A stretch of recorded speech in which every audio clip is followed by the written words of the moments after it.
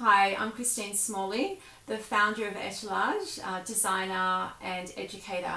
And today I wanted to give you a glimpse of my world of beads. I'll take you on a bead journey. I'll show you how beads are made and where I source my beads, and also the different shapes of beads. So beads have a really fascinating history, and I begin my journey in Sydney, Australia, and I have been travelling to the Czech Republic for the last 15 years. So the Czechs have had a tradition in glass making since the 14th century, so it's an obvious place to start. The craftsmen that I work closely with to design my own exclusive beads are makers for generations, so they have a tradition in glass making. And I also visit neighbouring Germany. The Germans are also known for their history of bead production and also jewellery making. And I go there mainly today to source vintage stock. So, for example, vintage plastics, a little bit of vintage glass, and some vintage wood as well. I studied in Venice with such greats as Luigi Casciolan, and that was many years ago now, and so I really used that knowledge to really push the boundaries in the way that I have my beads made in the Czech Republic. I don't buy so much from Venice anymore. There's few makers left, but they've had a tradition in glass making since the 11th century. Down into Africa, to Uganda, where I support quite a few different fair trade projects. They're recent projects mainly working in recycling paper. So it's magazines, so quite colourful pages are ripped out and are then wound onto wire to create really colourful, beautiful beads. The beads are protected with just a light varnish, and the project is just gives these women an opportunity that they don't have. They are like us. They are incredibly creative, entrepreneurial, they're resourceful, they're resilient. They just don't have opportunity, and it's really amazing just to see a few dollars that we spend in buying the paper beads that just gives these women the opportunity to send their children to school, to have shelter, things that we take for granted here in the West.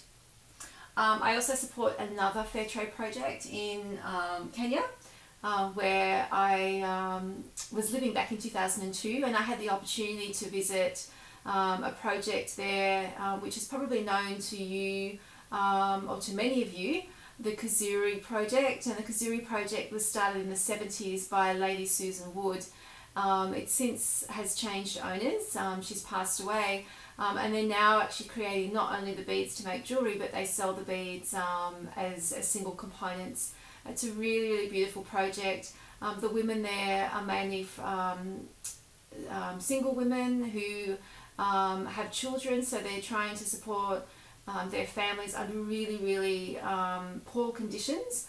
So to have the opportunity to make the beads, to have employment and paid employment that pays them well. And they have a dispensary there, and their kids are educated, is amazing. And then I source in Oceania, closer to home, in Indonesia and also in the Philippines, sterling silver and organics such as bone and horn. But the origins of beads really started in Africa. So tribal peoples would use beads, so it was beads as they knew it back then. They fashioned organic materials to create simple adornments, but they were symbolic adornments. So they would tell you a lot about their tribal status, their power, whether they were married. So it's very interesting ways to kind of express themselves culturally, as well as amulets. And then later on, when trading started, so in the 15th century, so Marco Polo with exploration and then trade, we saw a big burst of beads onto the market in the 17th and 18th and 19th centuries, mainly from Venice, but also from the Czech Republic. And these glass beads were traded for such things as palm oil, and more organic products. And today I mainly, where I can, source directly from the artisan. I like to create things that I love, and I'm really inspired by the Deco Modernist period, and also the late 60s kind of jet set glamour, with kind of 70s boho.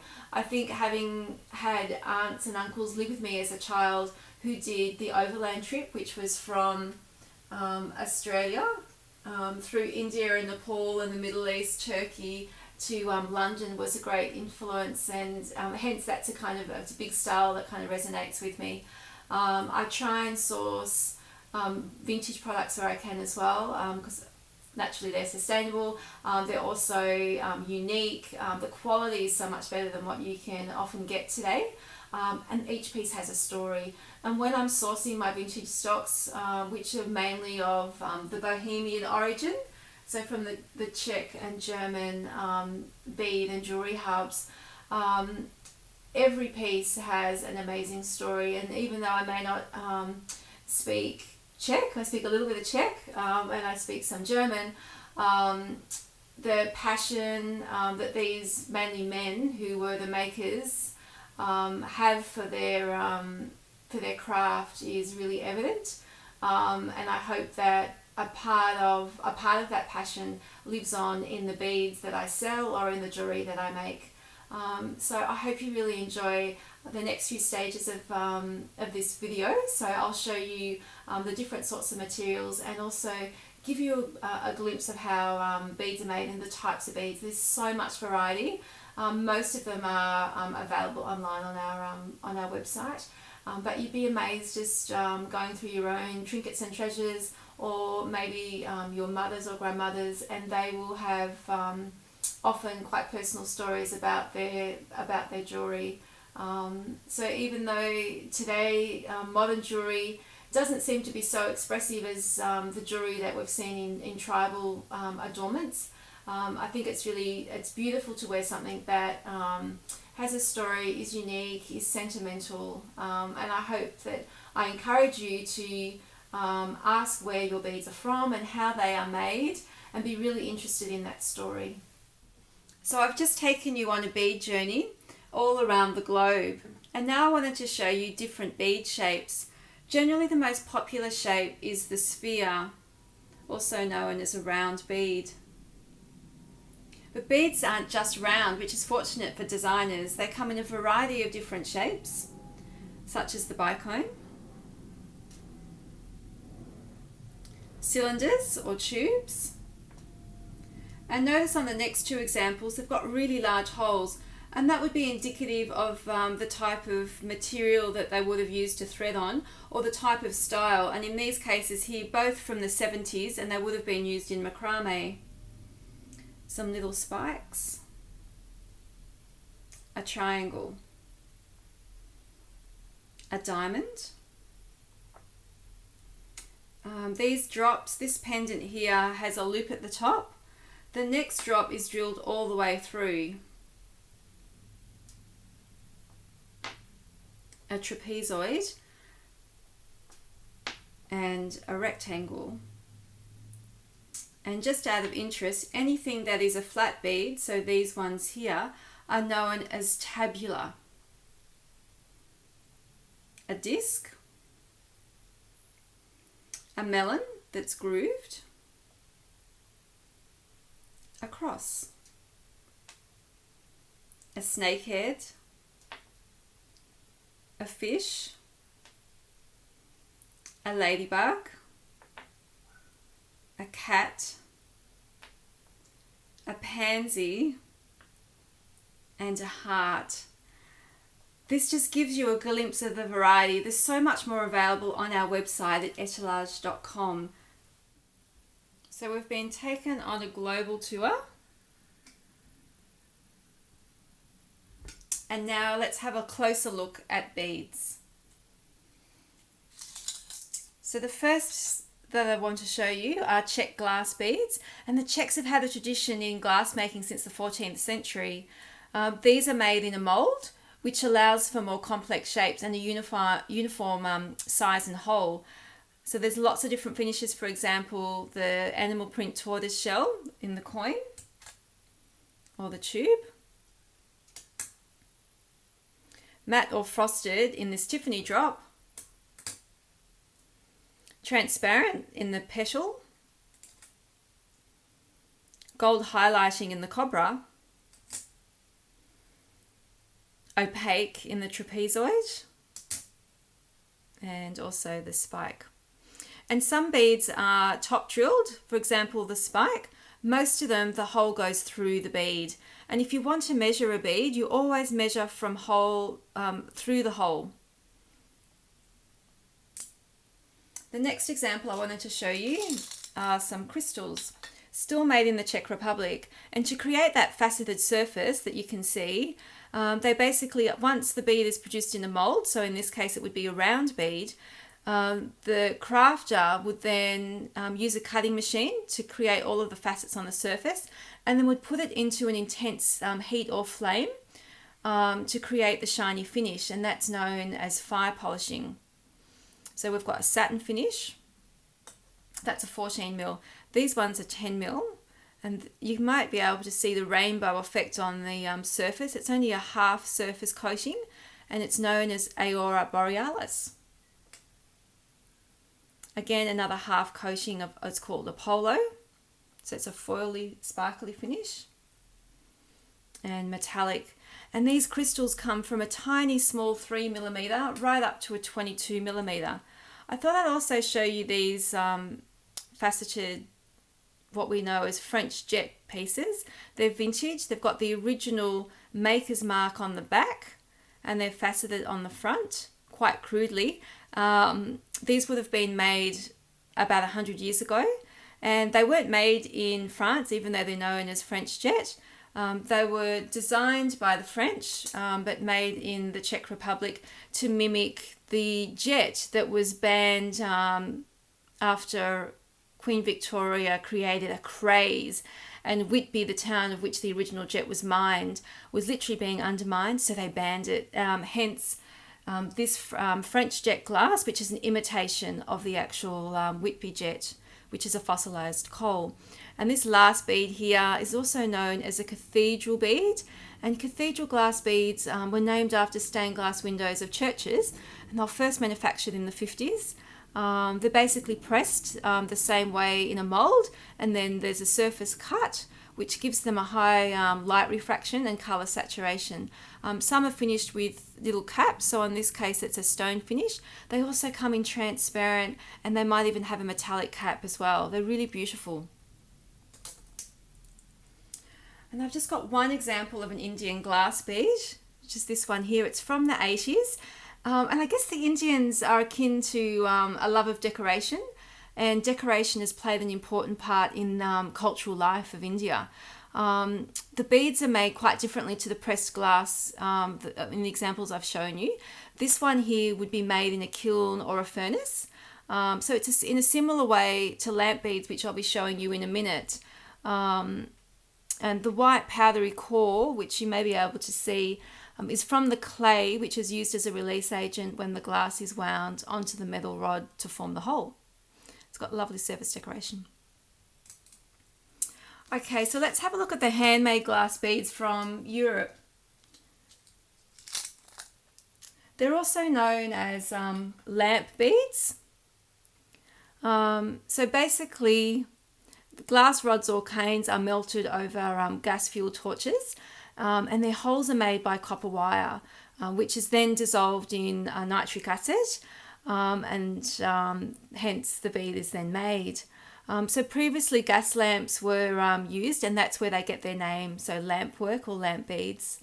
The crafter, you can appreciate, needs to have great skill and creativity in producing these handmade beads. This one's quite plain, but we do have other examples where they use different treatments. So for example, aventurine or aventurina, which is a glass paste, and it's composed of copper powder. It's also known as goldstone, and it gives a shimmer appearance from the colouring agent used in the glass. The roses are a real classic design. They're also known as paperweight beads, and they have a rosebud against the satin glass on each side, encased within a clear crystal dome. They're really beautiful. This is another example here, and it's got the aventurine paste through it as well. So I also have examples of more modern. So this cone here, for example, it has a gold foil inserted beneath the top layer of glass, which creates a beautiful intensity of colour, and also the foil is protected inside the glass. This one here is simply a spliced contemporary bead. Again, it's lamp work. The Somoso was actually really popular, this type of technique in the 60s art glass. Essentially, you've got two colours, so the colour core, and then encased, in this case, in a transparent casing. So it has a really interesting effect. And then I've also got a few examples of some furnace or cane glass, similar to how basically our candy cane is created. So the glass is blown and a tube is created, and then once the tube has been created, or a cane, it is then sliced. So the next things that I wanted to show you are the crystals, and I've got a few different examples. I've got some vintage and modern. So first of all, I'll show you some diamantes. So these are small crystals that are encased into a claw of the ball. They're made in the Czech Republic, and these diamante crystals are actually used as enhancers in your jewellery. They make a great sparkle. And they are actually machine cut, so they're not made like the fire polish beads. They then, as a result of being made by the machine, they have a much squarer cut or much sharper cut, which creates a more irresistible sparkle. It's in the same way that Swarovski crystal is made, and I have some examples of vintage Swarovski. So these ones here are drop opaque, and this one here is an oval with an Aurora Borealis finish. And just a tip on vintage Swarovski. Swarovski was created back in the late 1800s by Daniel Swarovski, celebrating 130 years this year in 2015. And the older packaging says DS & Co., which essentially is his name, Daniel Swarovski. So if you come across a packet of crystal beads, DS, Daniel Swarovski, you'll know that they are original vintage Daniel Swarovski beads.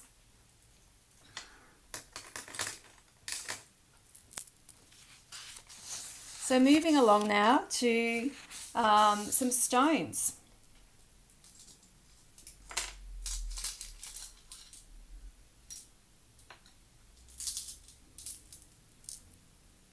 So stones have been around for the earliest of times.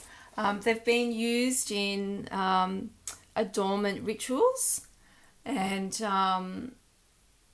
are formed when minerals were basically caught in cooling rock and created veins. So we extract them from rock, and they've been used as birth dates, as amulets, and as also traded.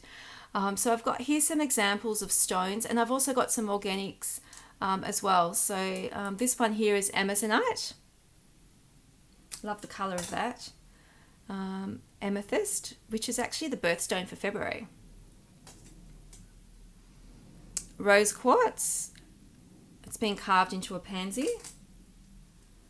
Tiger's eye.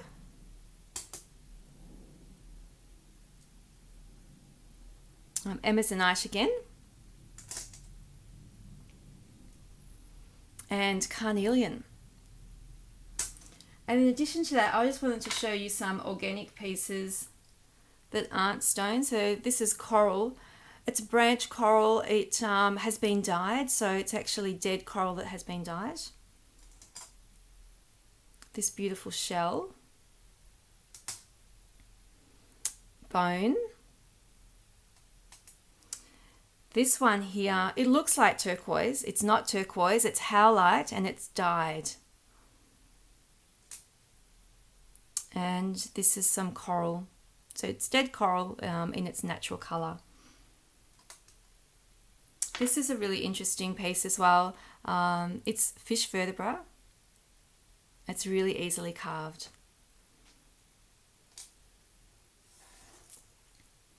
And then moving along to plastic beads, so the other extremity of organics and naturals.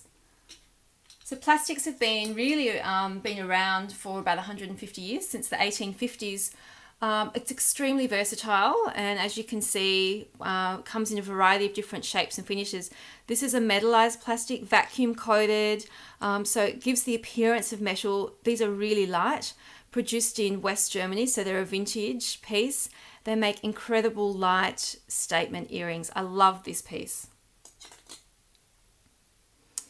Very distinctive drops from the 1980s, and again, be quick. There's only a few. It's a great neon, and it's an example of kind of the deco style, but it originates from the 80s. So plastics basically is derived from oil, and I prefer to only source vintage plastics now. This one is a melon.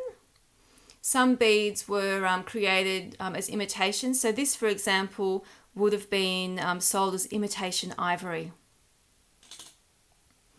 And this just pops. We can tell exactly where it's from, or the period that it's from the 60s, West German lucite. So luce is the Latin word meaning light. That's incredibly light. It has a really amazing sheen, just like glass. So it was kind of known as light glass back in the 60s, but first developed in the 30s. And again, another example of a metallized plastic. It's beautiful.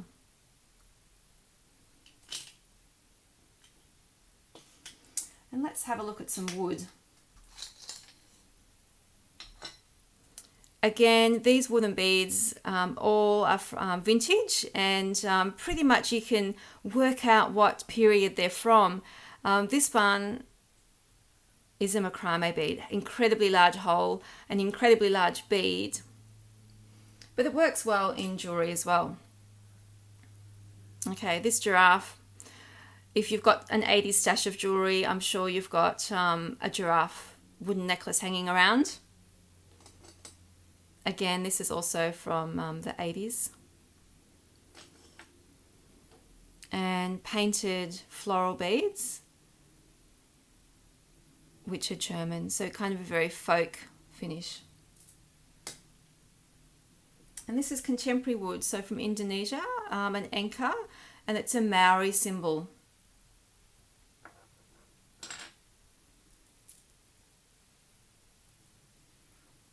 This is a tagua nut. So tagua is from Ecuador. It's from the tagua tree. This one is dyed. They use natural dyes to enhance the color. It's incredibly easy to carve because it's so soft. It's also known as a faux ivory. And let's have a look at some of these metal beads now. So as you can see, there's a lot of different finishes on the beads. The granulation, which is really, really popular in the work of the silversmiths of Indonesia, and also very popular in Morocco as well, and in Thailand and in Mexico, and each has its distinctive style of bead. The Indonesians were introduced to silversmithing by Indian traders centuries ago, and the granulation, as I pointed out earlier, is what they're known for. So the grains are formed using tiny pieces of silver fillings, and they're sprinkled onto powdered charcoal, heated into a metal container, and then they're formed into balls, which is then placed onto each of the beads. All of these beads here are oxidized, so they've got that antique finish, but you could also purchase sterling silver beads that are a bright silver. And any sterling silver, if it's authentic sterling silver, then it would be stamped 925. This is a really special piece. It's from Yemen. It would be over 100 years old. The silversmiths and goldsmiths of Yemen were traditionally of Jewish descent, and in the late 1800s there was a huge riot and most of the Jewish settlers left. So it's quite easy then to date this piece.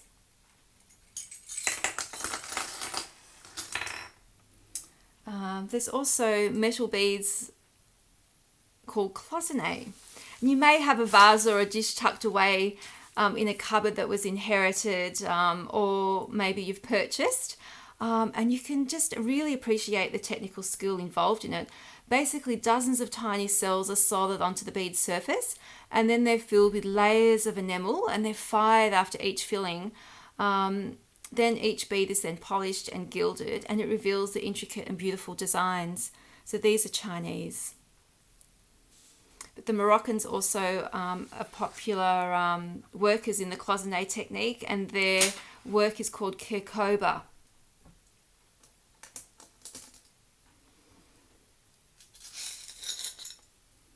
And here are some stampings. So they're all made of brass. They're nickel and lead free. Some of them are filigree. So incredibly ornate. Others you can use for a setting to connect. So it has a hole at the top and the bottom. Or this one here. Just a cute charm like this owl. Or this hummingbird. Or as a drop. Quite a large decorative drop, or a smaller hammered drop. And the skill of these craftsmanship is really amazing when you appreciate that all of the detail has to be carved. So you need exacting skills, and then once the cutting tool is created, then it's stamped out onto flat pieces of brass. It was used predominantly in the manufacture of couture and 18th, 19th century jewellery, but they've become really popular again, and they're really incredibly versatile. And the last few beads that I wanted to show you are fair trade. These ones here are from Uganda. They're paper.